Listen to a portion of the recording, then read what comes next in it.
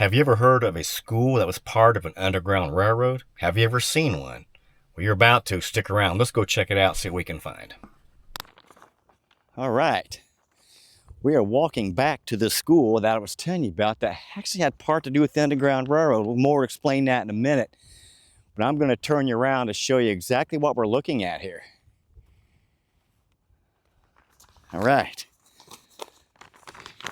A little windy out here, so hopefully it's not too bad. I got my windsock on. I actually remembered it this time. But this is the Union Literary Institute, Green Fork Township, here in Randolph County, Indiana. This is kind of way out here in the middle of nowhere. As you can see, I'm going to pan you around here. There's nothing but field here. Here's my truck, more field, and more field, and more field. So there is definitely nothing out here at all. But this was established in 1846 through the efforts of Quakers and free African Americans at a time when public education was reserved only exclusively for white students. Although the Quakers played a major role in its founding, the school itself was not affiliated with any religion. In later years, this place turned into just a regular standard schoolhouse. Now, while much of the school support came from donations, students over the age of 14 had the opportunity to cover the cost of education by working on the nearby farms. As you can see, there's plenty of farms here for them to have worked out at. In 1874, the Green Fork Township began providing financial support to this place, and then they officially recognized it as the Rural School Serving District 133. So white students from low-income classes also attended this place as well. So it's got a little bit of a history. It's kind of interesting for sure. Let's take a walk around it, and then we'll step inside as we walk around it. You can tell that looks like that's part of they've kind of tried to fix. Got a new door there, but however, in 1892, a history of Indiana education recorded the school using terminology that today would be considered offensive and derogatory. I'm not sure exactly what these are, and I probably want to say them anyway. But this place officially closed its doors in 1911, and all of these students were transferred to nearby Spartanburg, where I tried to do a video there, but unfortunately couldn't do it. It was gone. The frame was gone. As you can see here, they're trying to fix it up. Looks like they got some patchwork going. Here's a whole bunch of bricks right here in the front. Wow. Yeah, that's something right there. Okay, looks like we can probably get in right here. So let's go see what we can find. All right, we are in the school now. As you can see, let me turn you around again. They've definitely got some scaffolding in here where they're working on it. So they definitely are renovating it as we speak. Like I said, they're trying to fix this up. So let's hope that they can get it done. This would be really cool. All right, this here looks like it was a doorway. We're getting ready to walk in. So as you can see, the entrance we came in is right here, just a big hole in the wall. I don't think this was an entrance at one time. I think it was a wall. But we're going to go in here. This looks like it probably was a door. So, all right. Well, we are inside. You can see how high the ceilings are. They are really high. Really high ceilings.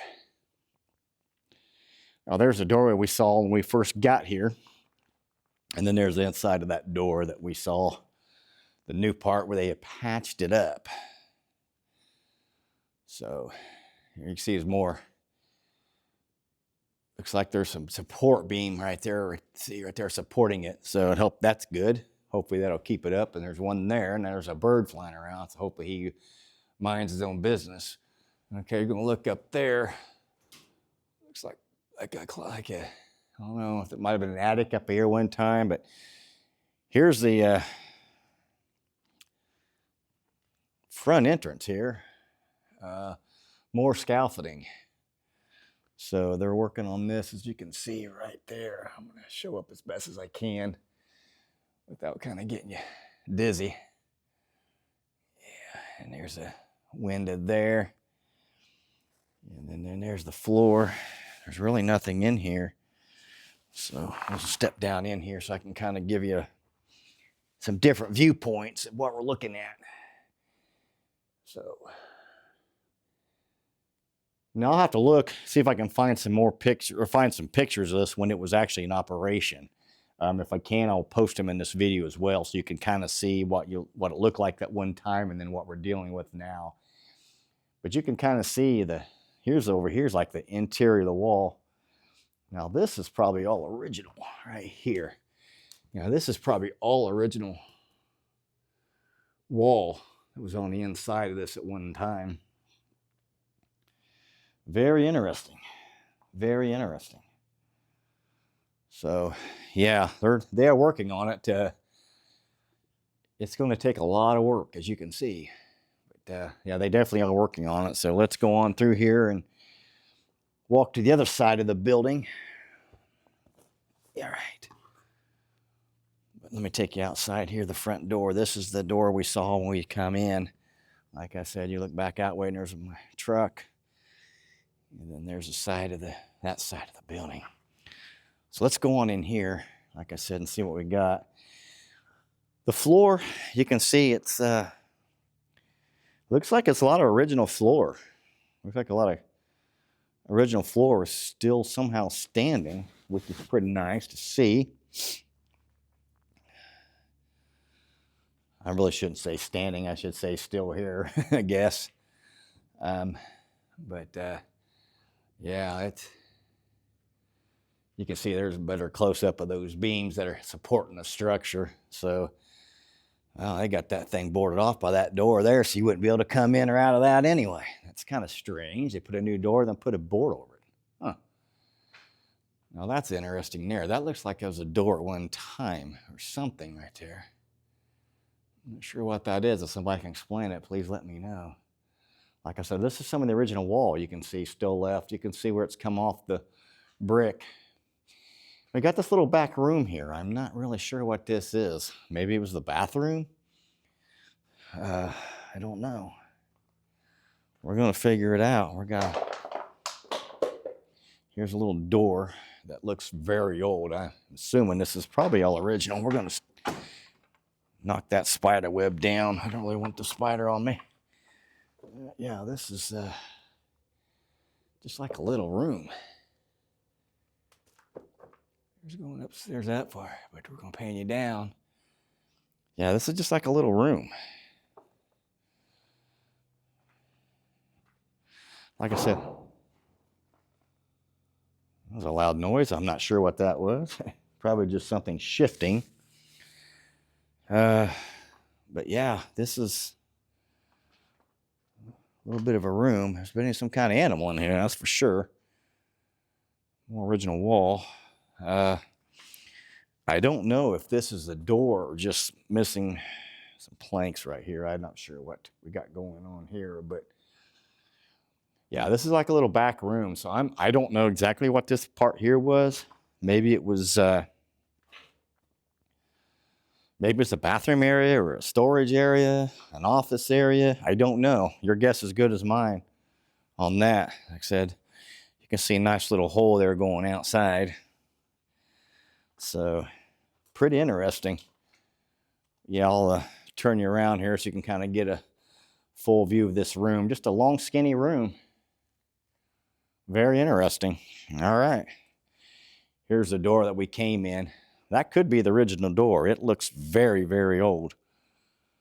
So I'm guessing it probably is. You can definitely tell all this wood here is definitely original.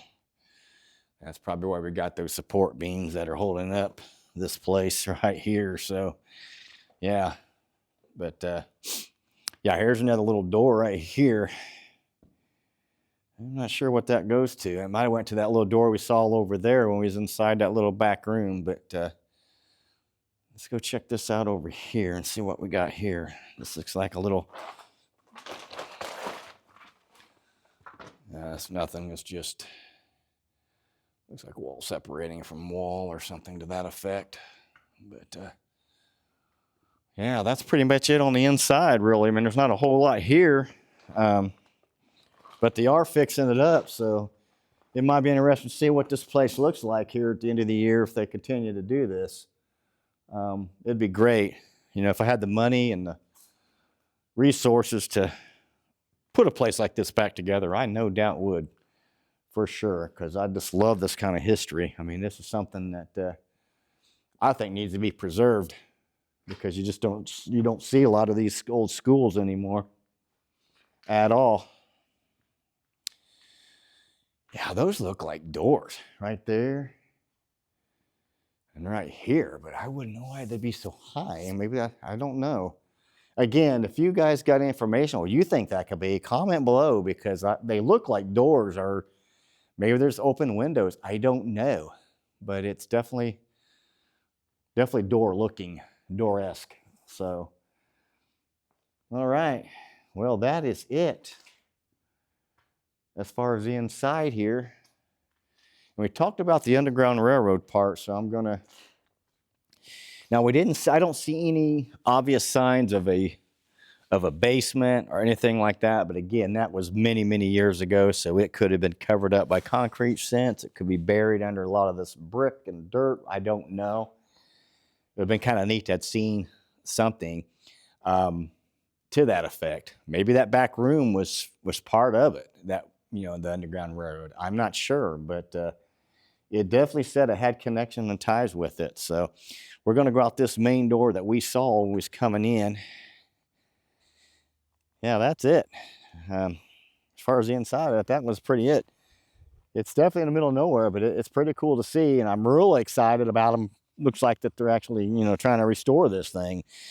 That'll be cool to see. So maybe there are some pictures floating around that we can kind of go by comparison and see what it looked like back in its heyday. But I'll let you look again.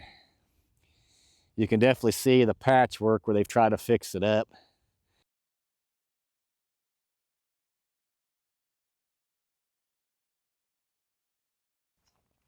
There's a historical sign out here. We're going to go by it before we cut off of here. And I want to show that to you so you can kind of see, read that to you, and get a little bit more history about it. All right, here's the sign I was telling you about. Union Literary, easy for me to say, Institute was one of the first schools to offer higher education without regard to color or sex before the Civil War.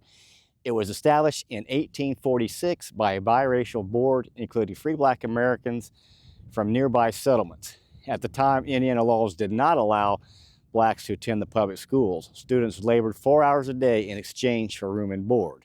Continuing on the other side. Boy, that's interesting. I really never understood that, separating people, but the school was supported by local and national donations, including land. Ebenezer Tucker was the first teacher, and notable attendees included Hiram Revels, the first black U.S. Senator, and James S. Hinton, the first black elected to the Indiana House of Representatives. In 1860, a two-story brick structure was built. The school was noted an Underground Railroad stop. So, a little more history than what I told you earlier in the video, but there you have it. Some ties to the Underground Railroad, which is pretty darn cool. Well, I hope you enjoyed this little bit of tour of the school. It was fun bringing it to you. It's a beautiful day for February. It's in the 40s. We've had very cold, long weather recently, so it's nice to get out again. Got another trips planned very soon because the weather's going to continue to improve over the next few days. Hey, it's Friday the 13th. Hope everybody's having a safe day. If nobody's superstition, I'm not. Stuff like that doesn't bother me. But if you like this kind of stuff about abandoned schools, be sure to check that video out there. I think you'll like it as well. I got some interesting things to show you on that. So now, see you there. Until next time, go have a great day.